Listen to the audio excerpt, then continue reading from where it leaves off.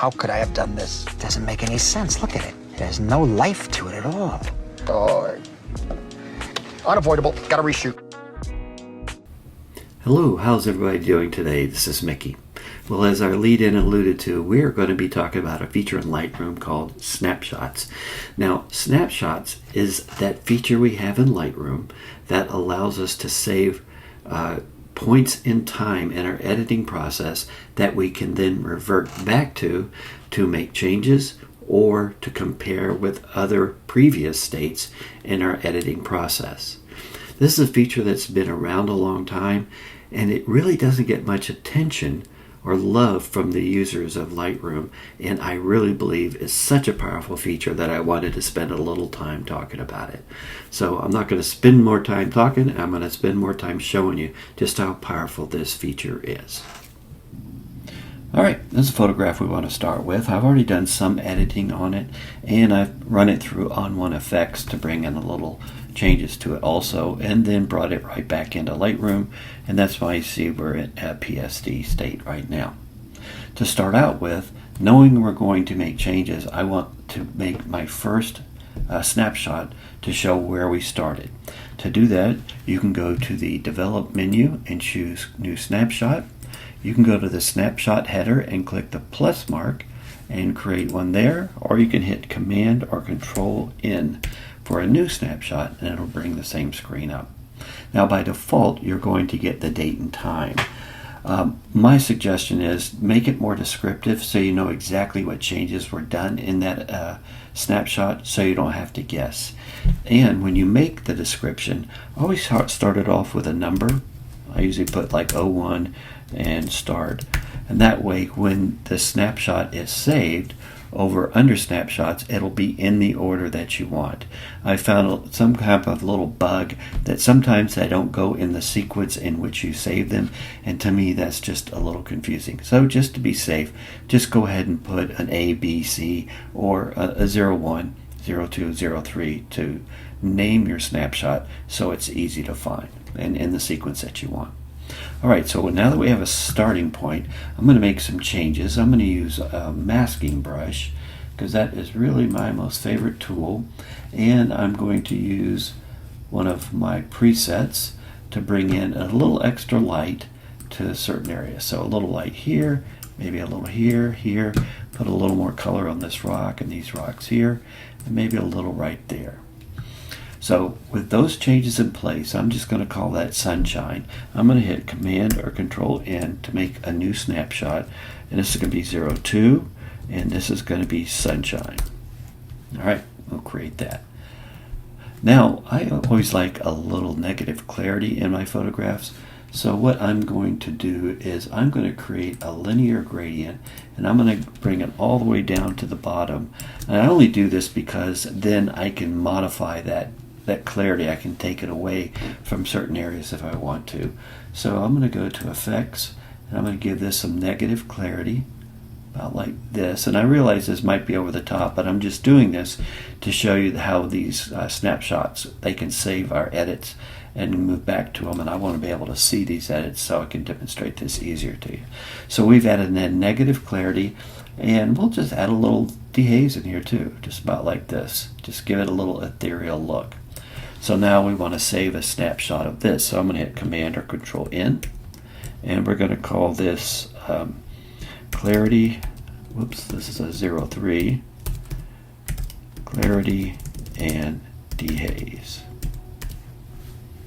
Alright, so now let's take a look at the three that we've saved so far.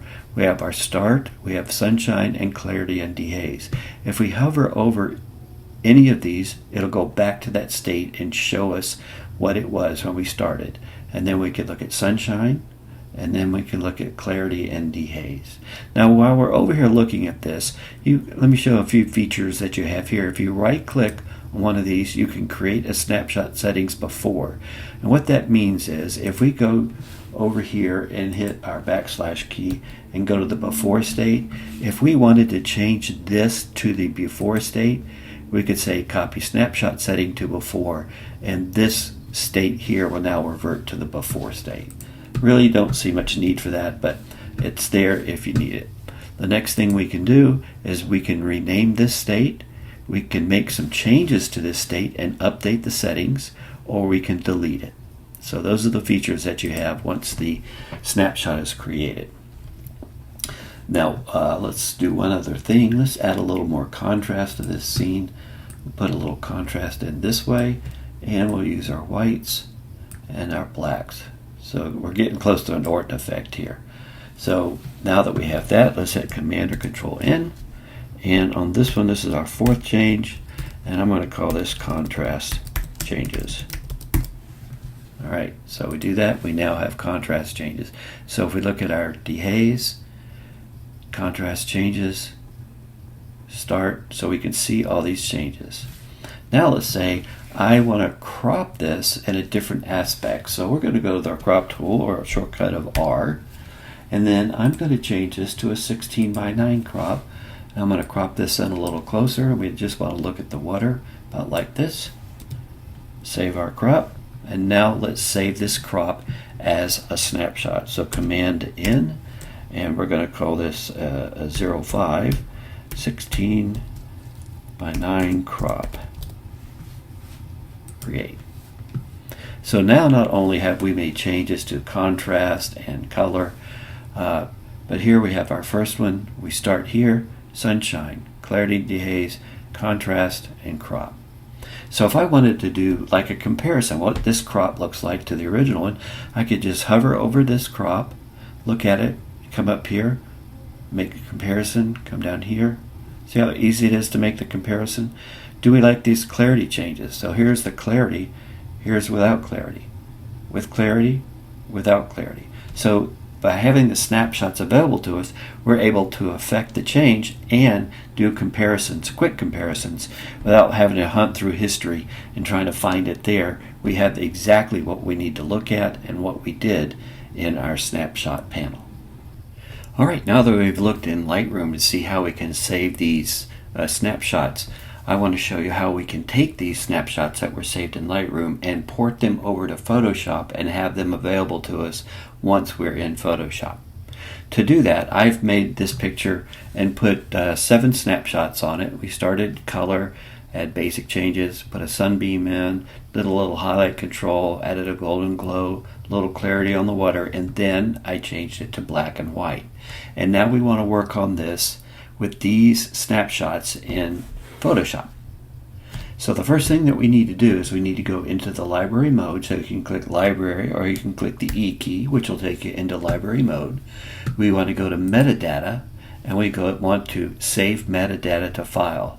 When we do that, all these snapshots will be saved in the file, or the XMP file, with this photograph, so when we move into Photoshop they can be used.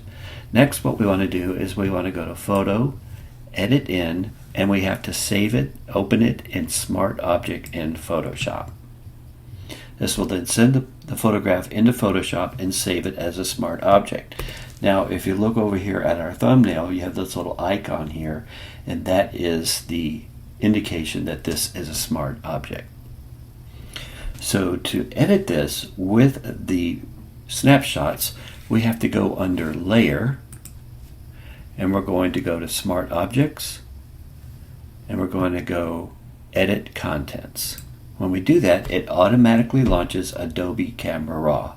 Once we're in Adobe Camera Raw, our presets, our snapshots are stored in this little icon here.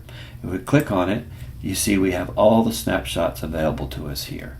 So if we didn't want this picture in black and white, we decided now that we've seen it in black and white, we really want to come back to maybe right here at the sunbeam changes,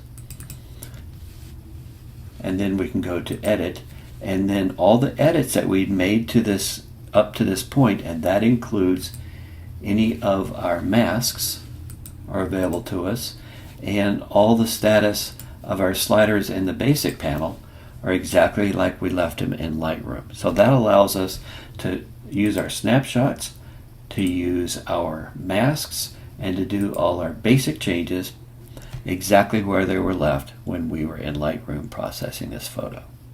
Once you're completed, you go ahead and hit OK. It brings it back into Photoshop, And then to save it into Lightroom, you're going to hit Command or Control S, and it will save it, as you can see right here, saving the file. And once it's saved, we'll be back into Lightroom and you can complete your processing. Well, there you have it. That's just about everything you need to know using Snapshots. And like I said, it's such a great tool, so easy to use, and it provides so much power as you process through complex photographs. Just remember, it's really good. It saves key milestones as you're processing through your photo. You're allowed to experiment all you want and no risk, because you can always go back to where you started. It allows quick comparisons. It allows you to organize different views for outputs, whether you're cropping differently or outputting for print.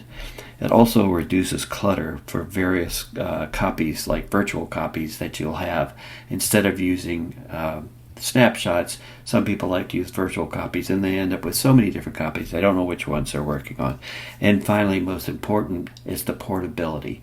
When you hit that save metadata, that is embedded within the raw file. So if you take it and hand the picture off to somebody else, or you go into Photoshop, you have all those snapshots available to you, so you can make those changes as you see fit as you work through your processing. If anybody has any questions about this, please drop me a note. I'll be glad to help out. And as usual, I can't wait to talk to you again soon.